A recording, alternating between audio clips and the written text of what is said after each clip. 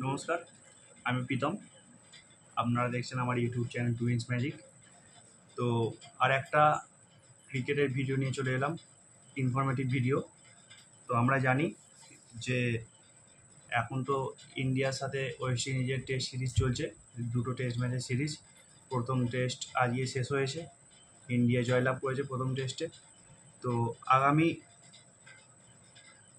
19 October থেকে যে অস্ট্রেলিয়ার সাথে খেলা রয়েছে ইন্ডিয়ার, 3 ম্যাচের ওয়ানডে সিরিজ রয়েছে, তারপরে টি20 সিরিজ রয়েছে। 3 ম্যাচের যে ওডিআই সিরিজ, সেই ওডিআই সিরিজের দল ঘোষণা হয়ে গেছে ইতিমধ্যেই। এই দলেতে চমক রয়েছে, সেই কী চমক রয়েছে এই দলেতে সেই নিয়েই আজকের ভিডিও। প্রথমে স্কোয়াডটা আপনাদের আমি জানিয়ে দেবো, তারপরে অল্প বিস্তর একটু আলোচনা করব।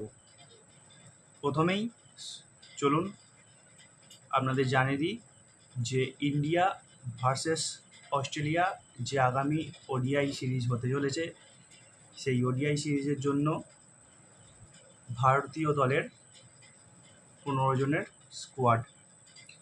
প্রথমেই রয়েছে রোহিত শর্মা, 2 নম্বরে রয়েছে শুভমান গিল, 3 নম্বরে রয়েছে বিরাট কোহলি, 4-এ রয়েছে যশস্বী জয়সওয়াল, 5-এ রয়েছে শ্রেয়াস আয়ার, 6-এ রয়েছে কেএল রাহুল, 7-এ রয়েছে ধ্রুব জুরেল, 8-এ রয়েছে নীতিশ কুমার রেড্ডি, 9-এ রয়েছে অক্ষর প্যাটেল, 10-এ রয়েছে ওয়াশিংটন সুন্দর, 11 রয়েছে কুলদীপ যাদব, 12 নম্বর রয়েছে আর্শদীপ সিং, 13 নম্বর রয়েছে হর্ষিত রানা, 14 নম্বর রয়েছে মোহাম্মদ সিরাজ, 15 নম্বর রয়েছে প্রসিদ্ধ কৃষ্ণা।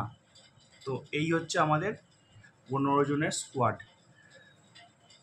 তো এই যে বলছিলাম চমক রয়েছে, প্রথম চমক হচ্ছে এটাই যে বিরাট কোহলি রোহিত শর্মার কামব্যাক। এটা কামব্যাক একটা সিরিজ অস্ট্রেলিয়ার বিপক্ষে। বহুত দিন ক্রিকেট থেকে রোহিত শর্মা এবং বিরাট কোহলি বাইরে রয়েছে, তো এটা একটা কামব্যাক সিরিজ। এই সিরিজে রোহিত শর্মা কামব্যাক করার পরেও দলের ক্যাপ্টেন কিন্তু ঘোষণা করা হলো শুভমান গিলকে। এই সিদ্ধান্ত নিয়ে আমি একটু আলোচনা করব আপনাদের সাথে। তো শুভমান গিলের সাথে সাথে ভাইস ক্যাপ্টেন হিসাবে নাম ঘোষণা করা হলো শ্রেয়াস আয়ারের। 2 জন উইকেট রক্ষক নেওয়া হয়েছে, সেটা হচ্ছে কেএল রাহুল এবং ধ্রুব জুরেল।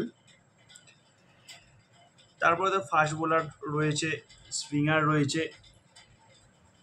এই সিরিজের জন্য জাসপ্রীত বুমরাকে রেস্ট দেওয়া হয়েছে। অবশ্যই রেস্টের খুবই প্রয়োজন ছিল জাসপ্রীত বুমরাও। খুব টাফ একটা সিজন গেল জাসপ্রীত বুমরার জন্য, তো অবশ্যই একটা রেস্টের প্রয়োজন ছিল, রেস্টের সিরিজের প্রয়োজন ছিল। অবশ্যই রেস্টে আছে জাসপ্রীত বুমরা এই সিরিজে। তো শুভমান গিল, যার ক্যাপ্টেন্সিতে বিরাট কোহলি, কেএল রাহুল, রোহিত শর্মা, শ্রেয়াস আয়াররা খেলবে, এটা আসলে সিদ্ধান্তটা ঠিক কতটা সঠিক বা কতটা ভুল? দেখুন, আমার দিক থেকে আমি যদি বিচার করি, তো আমি বলবো এই সিদ্ধান্ত একেবারে সঠিক। কারণ রোহিত শর্মা বলুন, বিরাট কোহলি বলুন, এরা কিন্তু খুব বেশি দিন ক্রিকেটটাকে আর চালিয়ে নিয়ে যেতে পারবে না। তাই এরা দলে থাকার সময়কালীনই নতুন একটা ক্যাপ্টেন তৈরি করে দেওয়া, এটা কিন্তু খুবই প্রয়োজন ছিল। তাই নির্বাচকেরা যে সিদ্ধান্ত নিয়েছেন একদম সঠিক সিদ্ধান্ত বলে আমার মনে হয়। যেখানে অবশ্যই দেখতে পাচ্ছি আমরা টেস্ট ক্যাপ্টেন শুভমান গিল তো হয়েই গেছে, ওডিআই ক্যাপ্টেনও শুভমান গিলকে ঘোষণা করা হলো। তো যেহেতু পাশে বিরাট রয়েছে, রোহিত রয়েছে, রাহুল রয়েছে, তো অবশ্যই এটা একটা খুব বড় মেডিসিনের কাজ করবে শুভমান গিলের জন্য। কেন বলছি মেডিসিনের কাজ করবে? এখনও বেশ কয়েকটি সিরিজ পাবে। এইসব সিনিয়র ক্রিকেটারদের শুভমান গিল অনেকটাই পাশে পাবে বেশ কয়েকটি সিরিজ। তো এই কয়েকটা সিরিজে শুভমান গিল অনেকটা তৈরি হয়ে যাবে ক্যাপ্টেন্সির জন্য। সামনেই 2027 50-50 ওয়ার্ল্ড কাপ আসছে। এই 50-50 ওয়ার্ল্ড কাপের জন্য অবশ্যই শুভমান গিলকে তৈরি করাটা খুবই প্রয়োজন। তো এই সিদ্ধান্তটা আমার সঠিক বলে মনে হয়েছে সম্পূর্ণভাবে। তো এই সিদ্ধান্তটা আপনাদের কি মনে হলো, কতটা সঠিক বা কতটা ভুল হতে পারে এই সিদ্ধান্তটা, অবশ্যই কমেন্ট বক্সে কমেন্ট করে জানাবেন। তারপরে তো জাসপ্রীত বুমরার রেস্ট, সত্যি একটা রেস্টের খুব প্রয়োজন ছিল জাসপ্রীত বুমরার রেস্ট পেয়েছে। তো যাই হোক, স্কোয়াডটা আরেকবার আপনাদের বলে দিই যে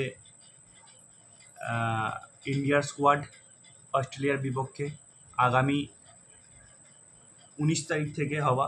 এবার কোন কোন ডেটে কী কী ম্যাচ রয়েছে সেটা আমি আপনাদের সামনে বলে দেবো। প্রথমে স্কোয়াডটা আরেকবার ঘোষণা করে দিই। শুভমান গিল হচ্ছে ইন্ডিয়ার ক্যাপ্টেন। শ্রেয়াস আয়ার হচ্ছে ইন্ডিয়ার ভাইস ক্যাপ্টেন। তারপরে রয়েছে রোহিত শর্মা, বিরাট কোহলি, যশস্বী জয়সওয়াল, KL রাহুল এবং ধুরুব জুরেল। এই দুজন স্পেশালিস্ট উইকেট কিপার হিসাবেই রয়েছে, উইকেট কিপার ব্যাটসম্যান হিসাবে রয়েছে। নীতিশ কুমার রেড্ডি একজন অলরাউন্ডার। অক্ষর প্যাটেল স্পিন অলরাউন্ডার। ওয়াশিংটন সুন্দর একজন স্পিন অলরাউন্ডার। তারপর রয়েছে কুলদীপ যাদব একজন স্পেশালিস্ট স্পিনার। অর্শদীপ সিং, হর্ষিত রানা, মোহাম্মদ সিরাজ, প্রসিদ্ধ কৃষ্ণা।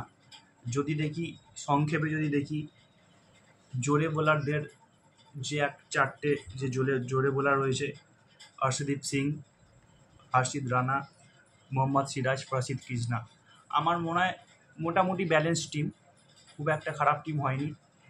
তো জোরে বোলারের যে অভিজ্ঞতা একদম নেই তা বলবো না। অর্শদীপ সিং ভালো বল করছে, মোহাম্মদ সিরাজেরও অভিজ্ঞতা রয়েছে। এখন হর্ষিত রানাও বেশ কয়েকটি ম্যাচে ভালো বল করেছে। তো ওভারঅল আমার মনে হয়েছে টিমটা খুব একটা খারাপ নয়।